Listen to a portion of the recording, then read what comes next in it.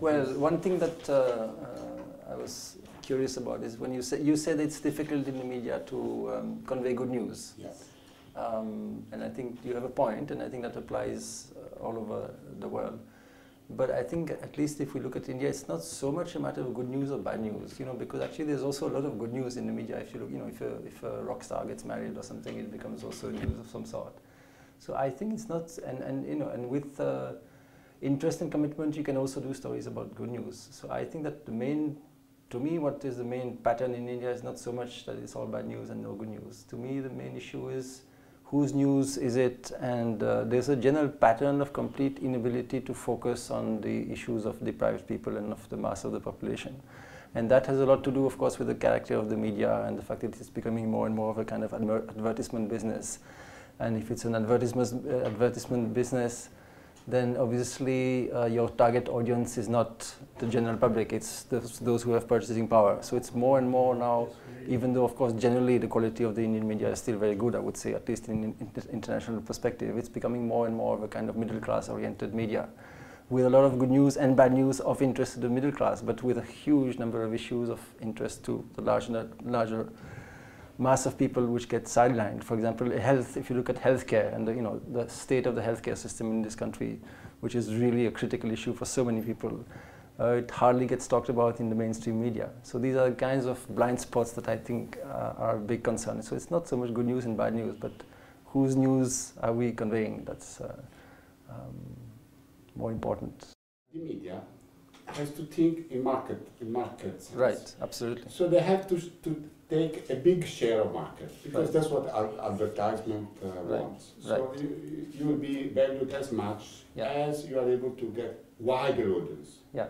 Doesn't matter so much attentive. You're not valued for how much the audience will learn, how much audience you are able to hook on your product.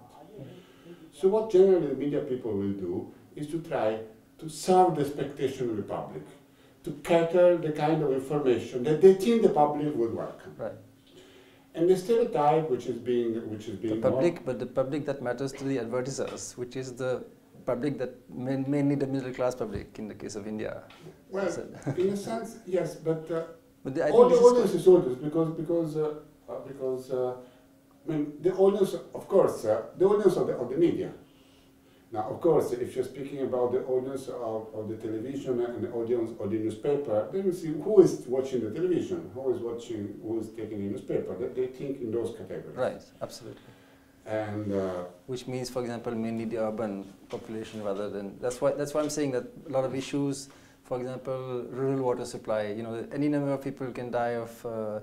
Or be affected by fluoride, arsenic in the water, and that kind of thing. That doesn't become news, even though it's bad news. So no, well, it depends in the sense. Well, from my experience, no, that can become news. Yeah, it can. In a sense, if, for instance, they know the general expectation of the journalist is that some people want to know something and is not interested in something else. Like, for instance, people dying is always a news. Right. Corruption of politicians is always a news. Right. Government not achieving their objective is always a news. Countries starting to mistrust among each other is always a news. Something that people know out of fear, out of things, out of pride on their own ethnocentrism, they like to hear that the others are not good. Or they like to portray the world as a dangerous place. Yeah. So they like to show hunger, disaster. It's a good items of news. But the work which is done for the dialogue, the work which is done for improving the conditions for the rural population, that doesn't come up. I think you're right, and I think that is one kind of bias in the media. But I think there's also, when you say hunger is news, I am not convinced that this is the case. It's true that if there's like a drought and a crisis situation, then it will become news. But the fact that in India there's an almost permanent nutrition emergency, with half of the children being undernourished, half of the adult women being anemic, which should be treated as a national emergency and be a matter of constant public awareness and discussion, that is just not happening at all, because the middle class in India doesn't want to know. And because the mainstream media is addressing itself mainly to that middle class.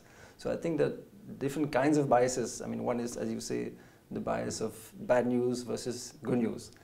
But I think there's also, to me, what is more fundamental in the case of India, particularly in the context of democratic politics and the need to make democratic politics more effective in conveying the needs of deprived people. I think there's also a bias towards the middle class and people who have money to respond to advertising and the urban classes, and a gross neglect of a large majority of deprived people, partly because of this bias of the media and partly also in any case because of the psychology of the middle class, which is to enjoy the fruits of growth and become part of the global consuming elite and not be reminded too much about what's happening to people who have been left behind.